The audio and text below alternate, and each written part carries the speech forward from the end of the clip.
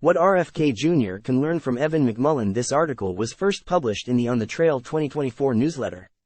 Sign up to receive the newsletter in your inbox on Tuesday and Friday mornings here. Good morning and welcome to On the Trail 2024, the Deseret News Campaign newsletter. I'm Samuel Benson, Deseret's national political correspondent. The big news on the campaign front. Robert F. Kennedy Jr. will no longer be seeking the Democratic nomination for president in 2024, and instead will run as an independent. Read my coverage here. Time equals 400 Ms. greater than in the horrific situation in Israel has caused presidential candidates to weigh in on foreign policy. More here. Minutes after Kennedy announced his candidacy as an independent, I called Joel Searby. If anyone knows the steep path independent candidates walk, it's Searby.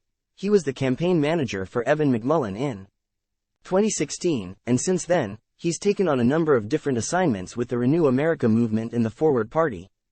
McMullin was the most recent independent candidate to run a presidential campaign of any consequence. The ex-CIA agent managed to finish fifth overall, behind Trump, Clinton, and the Libertarian and Green Party candidates. He set right in voting records in over a dozen states.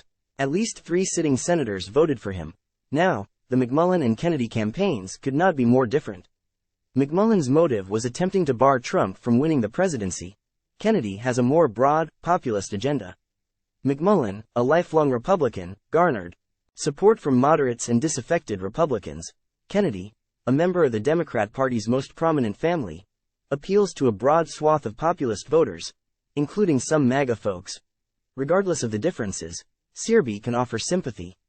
As the last guy who really tried to spearhead running an independent presidential campaign, I know how hard it is, because of the barriers that have been put up by the 2 major parties, Searby said.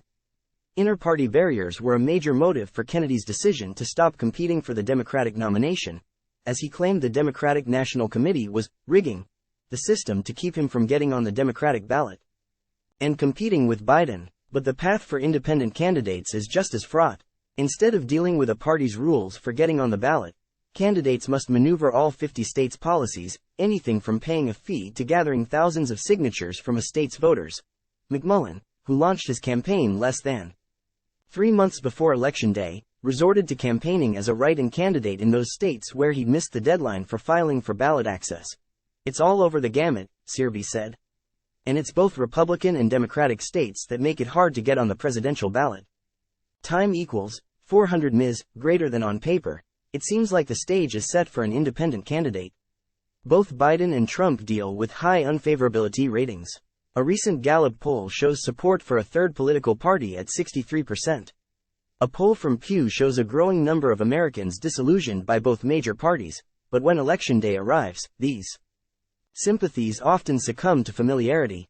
I think there's going to be pretty broad appeal for a candidate like RFK, Searby said. The challenge is that voter psychology is a multi-decade, deeply embedded challenge for anyone to overcome. When handed a ballot, Duverger's law usually prevails. Candidates revert to voting for a major party candidate.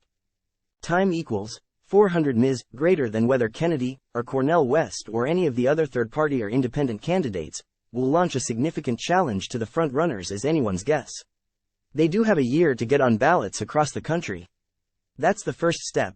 Arizona is widely considered to be one of the states that could swing the 2024 election. Here's an interesting look at the ongoing fight over abortion there, where progressive groups are pushing to get a constitutional right to abortion on the ballot.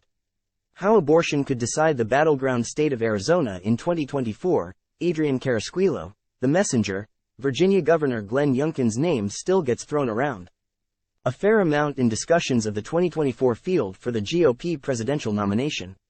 A small group of Republicans seem convinced that he's best poised to beat Trump. It doesn't help their case that Youngkin is not interested in running. But maybe we should keep talking about Youngkin, not because he'll be running for president, but because the down-ballot races in his state this fall could tell us a lot about 2024. Should you believe the polls or the special elections? There's a third way. Virginia, Stephen Shepard, Politico, border security and immigration have taken center stage on the Republican side. Here's a sharp analysis of what Republicans are proposing and whether their novel strategies are supported by data or history. Some GOP candidates want to use force against Mexico to stop fentanyl. Experts say that won't work. Adriana Gomez Licon, Associated Press, the Israel-Hamas war could become a central part of the election, as I wrote Monday. Tim Scott will be delivering a speech this afternoon at the Hudson Institute in Washington, D.C., vowing continued support for Israel. Nikki Haley and Ron DeSantis have gone on cable networks with a similar message.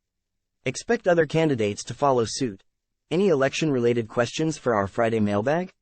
Send them my way, on the trail at deseretnews.com.